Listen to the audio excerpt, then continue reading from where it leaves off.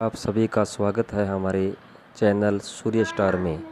हम आपके लिए लाए हैं हिंदी की क्लासेस बाय विपिन द्विवेदी द्वारा हिंदी व्याकरण की क्लास। देखिए और आगे शेयर कीजिए। आज अपने समास करेंगे। आप लोगों ने अभी छठी सातवीं आठवीं में भी समास किया होगा और नौवीं दसवीं में भी समास है। आगे की क्लास में समास है। नौवीं दसवीं के उद्देश्य से बनाया गया है ये समास का जो टॉपिक है। इसमें देखिए समास की सबसे पहले परिभाषा देखते हैं। दो या दो से अधिक शब्दों अपने बीच की विभक्तियां का लोप कर छोटा रूप बनाते हैं उसे समास कहते हैं। जैसे विद्यालय, विद्या का आलय। कै क्या है? कै किसको संकेत कर रहा है? कै तत्पुरुष समास को संकेत कर रहा है। तो विद्यालय का, विद्या का आलय बराबर विद्यालय हो गया। समास के अपने भेद को देखते हैं। समास के 6 भेद होते हैं। अव्ययीभाव समास, तत्पुरुष समास, द्वंद्व समास, बहुब्रीहि समास, द्विगु समास और कर्मधारय समास। अब इसमें देखते हैं सबसे पहले अव्ययीभाव समास। इसमें अव्यय होता है। अव्यय किसे कहते हैं? जिसका कोई बदलाव ना कर सके। अव्यय जिस शब्द का जैसा है वैसा ही रहे, जिसके अंदर कोई भी परिवर्तन नहीं किया। जैसे लिंग है, लिंग वचन और कारक को क्या आपने बदल सकते हैं? क्या नहीं बदल सकते। लिंग कितने प्रकार के होते हैं? 2। और लिंग और स्त्रीलिंग। वचन कितने प्रकार के होते हैं हिंदी में? एक वचन, बहुवचन। कारक का इस्तेमाल अपने करते हैं।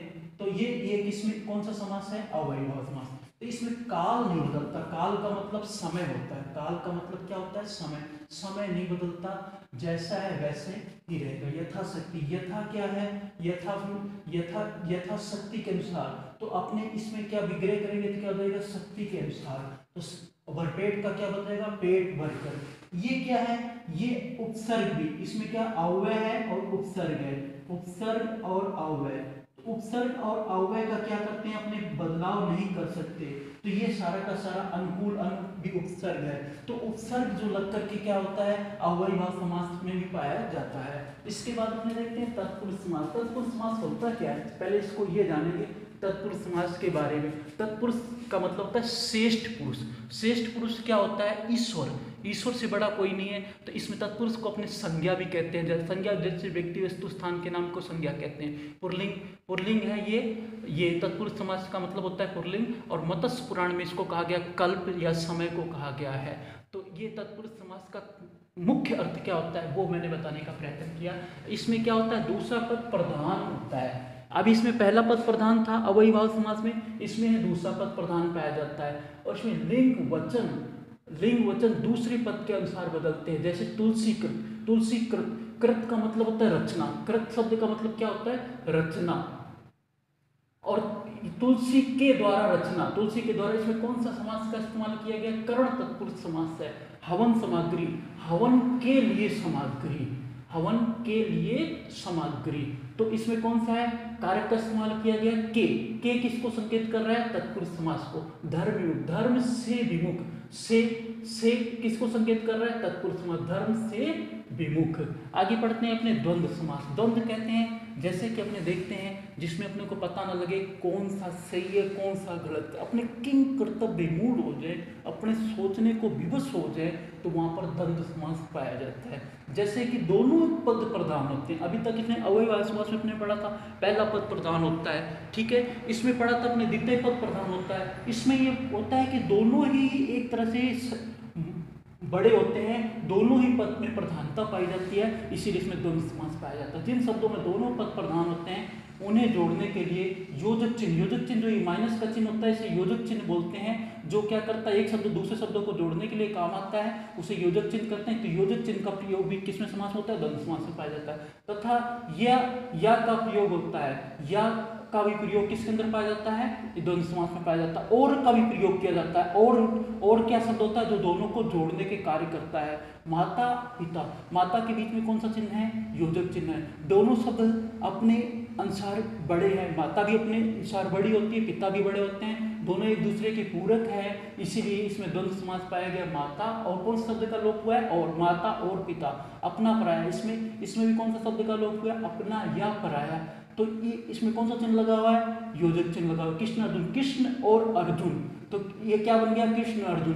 तो द्वंद्व समास आपने ये पढ़ा और आगे आपको बता। अभी आपने 3 समासों का अध्ययन किया था। अब उसके पश्चात चौथा समास है अपना बहुब्रीहि समास। इसमें कोई भी पद प्रधान नहीं होता। जैसे अपने सब शक्ति होती है ना, सब शक्ति आपने सुना है, अभिधा जिसमें थोड़ा सोचना पड़ता है, गाया जा चल रही है, और लक्षणा जिसमें लक्षार्थ का बोध होता है। एक व्यंजना सब शक्ति होता है, जैसे विद्यालय की घंटी बज चुकी, अब हमें घर जाना चाहिए। उसी प्रकार बहुब्रीहि समास में तीसरा अर्थ निकलता है, प्रधान कोई प्रधान नहीं होता, तीसरा अर्थ निकलता है, उसे बहुब्रीहि समास कहते हैं। ज़्यादातर इसमें देवी देवताओं के नाम का बोध करा जाता है, और विग्रह करने में जिसका, जिसकी आदि का प्रयोग होता है। एक सामूहिकता का ही बोध होता है इस समास के अंदर, सामूहिकता का बोध होगा तो भी बहुब्रीहि समास होगा। गजानन, गज का आनन है जिसका, अर्थात गणेश जी। नीलकंठ, नीला है कंठ किसका, भगवान शंकर का। दशानन, दस है आनंद किसके, रावण के। तो ये हो गया आपका बहुब्रीहि समास। द्विगु समास ये होता है संख्यावाचक समास, इसके अंदर संख्या का बोध कराता है, ये समास संख्या का बोध कराता है। विग्रह करने में सामूहिक या समाहार शब्द, जब इसको क्या करते हैं, विग्रह करते हैं या विभाजन करते हैं, तो समूह शब्द का इस्तेमाल किया जाता है। सतसई, सतसई दोहे की रचना कभी किसने की थी, बिहारी ने की थी, 716 दोहे के। अब सतसई क्या होता है, 700 दोहे का समाहार को कहते हैं सतसई। त्रिभुज, 3 भुजाओं का समाहार त्रिभुज कहते हैं। ये क्या है, सत्य क्या है, संख्यावाचक, त्रि क्या है, संख्यावाचक, नौ क्या है, संख्यावाचक, इसलिए यहाँ पे कौन सा समास है, द्विगु समास। 9 रत्नों का समूह क्या हो जाएगा, 9 रत्न। अब आगे देखते हैं, अंतिम समास है कर्मधारय समास। इस समास में एक पद विशेषण, विशेषण कहते हैं संज्ञा सर्वनाम की जो विशेषता को प्रकट करता है उसे विशेषण कहते हैं, और दूसरा पद विशेष, यानी जो विशेषण की विशेषता प्रकट करता है उसे विशेष कहते हैं। तो उसे, उसमें कौन सा समास पाया जाता है, कर्मधारय समास पाया जाता है। इसमें क्या लगा करके देखने पर उत्तर मिल जाए तो कर्मधारय। अगर कोई प्रश्न होता है तो उसमें अपने क्या लगाएंगे, तो अगर क्या लगाने के बाद उत्तर मिल जाएगा तो कर्मधारय समास है, अन्यथा नहीं। महान है जो पुरुष, पुरुष क्या है, महान। विद्याधन, धन क्या है, धन विद्या रूपी धन। नील कमल, कमल कैसा है, क्या है, नीला। तो इसमें क्या शब्द का आ गया, इसीलिए इसमें कौन सा समास पाया गया, कर्मधारय। कर्मधारय समास विशेषता को प्रकट करता है। ये अपना समास हो गया।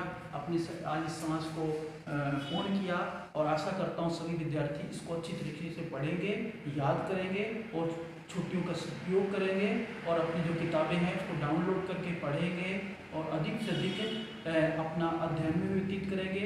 ये नहीं फालतू चीज़ों में, गतिविधियों में ना लगा करके अपना नाम, अपने विद्यालय का नाम, अपने माता पिता का नाम को रोशन करना है, साथ के साथ लॉकडाउन के नियम का भी पालन करना है। धन्यवाद।